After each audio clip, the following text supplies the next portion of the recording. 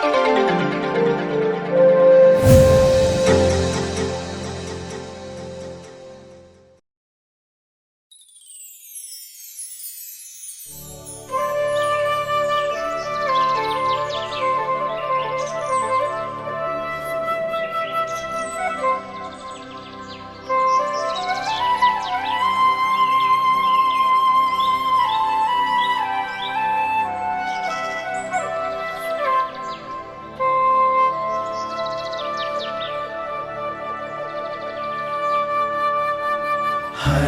घर में ईश वचन, सत्य वचन, जीवन वचन।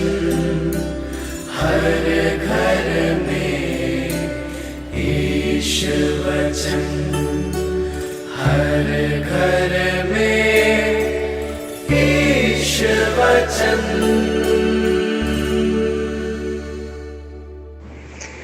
संत यूहन्ना के अनुसार पवित्र सुसमाचार अध्याय 20 पद संख्या 11 से 18। मरियम कब्र के पास बाहर रोती रही।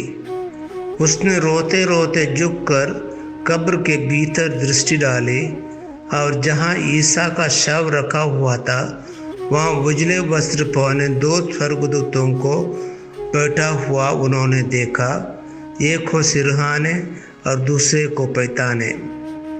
दूतों ने उससे कहा, बद्रे अब क्यों रोती हैं?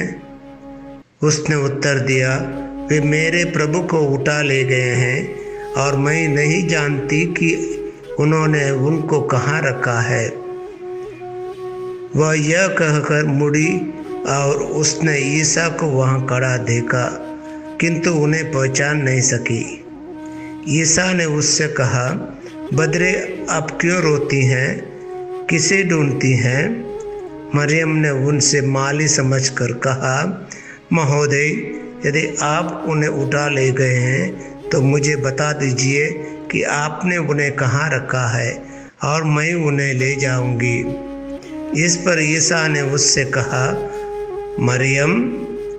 उसने मुड़कर इब्रानी में उनसे कहा, रबोनी, अर्थात गुरुवर। ईसा ने उससे कहा, चरणों से लिपटकर मुझे मत रोको, मैं अब तक पिता के पास ऊपर नहीं गया हूँ। मेरे भाइयों के पास जाकर उनसे यह कहो कि मैं अपने पिता और तुम्हारे पिता, अपने ईश्वर और तुम्हारे ईश्वर के पास ऊपर जा रहा हूँ। मरियम मगदलन ने जाकर शिष्यों से कहा कि मैंने प्रभु को देखा है और उन्होंने मुझे यह संदेश दिया है। यह प्रभु की वाणी है। हे क्रिस्त, तेरी स्तुति हो। प्रिय मित्रों, संत यूहन्ना अध्याय 20 पद संख्या 9 में वे मानते हैं मरियम और उनके शास्त्र को नहीं जानते थे कि उन्हें मृतकों में से जी उठना होगा, क्योंकि पुनरुत्थान की वास्तविकता अभी तक दिमाग में नहीं आई थी। मरियम मसीह की कब्र के बाहर रोती रही। इस गतिमान दृश्य पर विचार करने के लिए उस क्षण को लें जो हमारे प्रभु के लिए मरियम के गहरे प्रेम को दर्शाता है। यहाँ तक कि स्वर्गदूत भी उसे अपने सवाल के साथ नहीं मना सकते थे, तुम क्यों रो रही हो? उसके प्रेम को स्वीकार करो, उसके प्यार की नकल करो। वह क्या चाहता है? हमेशा अपने प्रभु के साथ रहें। हमारे प्रभु के लिए हमारा प्यार हमें वही प्यार दे सकता है जो मरियम ने कब्र में दिखाया था। वे मरियम के प्यार को दूर ले गए। उसके जीवन के दुख इतने मतलबी और दयनीय थे। एक उदास दिन हताशा ने उसे वेश्यावृत्ति के जीवन में ले लिया। मरियम की गरिमा चली गई। उसकी खाली आत्मा केवल घूमने वाले शैतानों के लिए एक आश्रय के रूप में अनुकूल लग रही थी।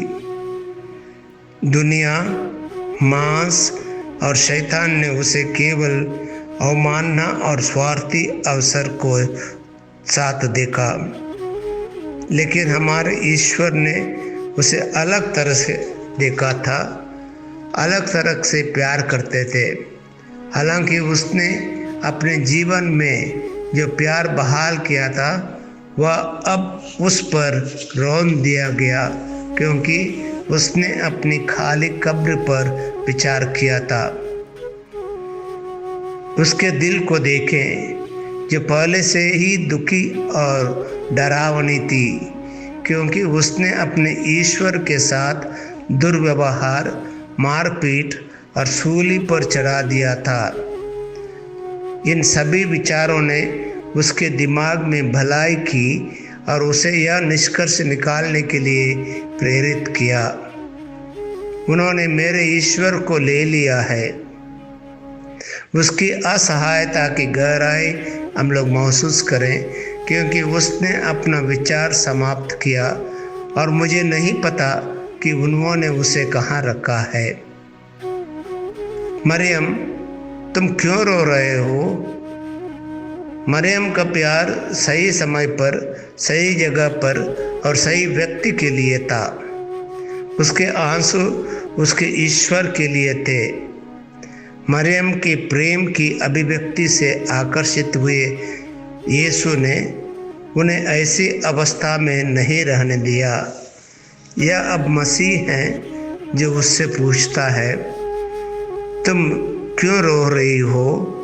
वास्तव में यीशु कह रहा है, तुम्हारे अतीत के पाप अब तुम्हारे ऊपर नहीं होंगे और ना ही उन क्रूर पुरुषों या शैतान।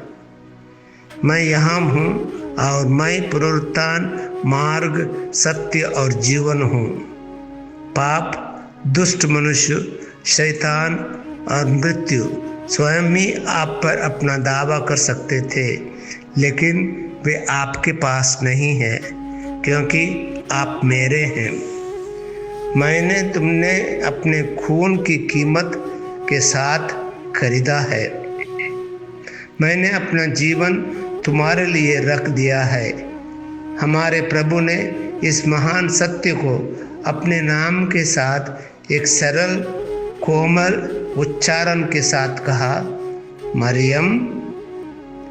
जी हाँ, यीशु हमें व्यक्तिगत रूप से जानता है और हमसे व्यक्तिगत रूप से प्यार करता है। हमें अपने होश में आना चाहिए और पुनरुत्थान की सच्चाई पर विश्वास करना चाहिए। हमें यीशु को प्यार करना चाहिए। हे प्रभु, आप सभी जीवन के स्रोत हैं, क्योंकि स्वयं आप जीवन हैं। आपका पुनरुत्थान मुझे स्वर्ग में हमेशा के लिए आपके साथ रहने के लिए मरे हुए में से जी उठने की आशा देता है। मुझे आपके और हमारे द्वारा किए गए वादों पर, जो आप पर भरोसा रखते हैं, उन पर अधिक बार प्रतिबिंबित करने की आवश्यकता है। यीशु, आपके जीवन को फिर से ऊपर ले जाने और स्वर्ग के लिए घर का मार्ग प्रशस्त करने के लिए आपको धन्यवाद। मैं तुमसे प्यार करता हूँ। मैं आपके साथ कई अन्य लोगों को वहाँ तक लाने के लिए आपके साथ पूरी तरह से सहयोग करना चाहता हूँ जहाँ आप पुनर्जीवित हुए हैं। आमीन।